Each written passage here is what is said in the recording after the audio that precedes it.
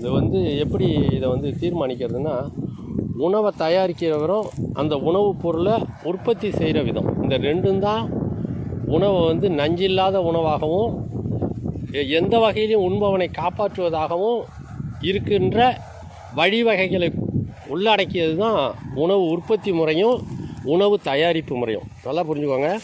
உணவு உற்பத்தி முறைன்னு ஒன்று இருக்குது. அதாவது இந்த நஞ்சு, மற்றபடி தேவையில்லாத உப்புகள், செயற்கை உப்புகள், இதையெல்லாம் கலந்து போட்டு நல்லது அப்படின்னு சொல்லி உருவாக்குறது குற்றம் அப்படின்னு பரவலாக உணரப்படுது இப்போ தான். சரியா?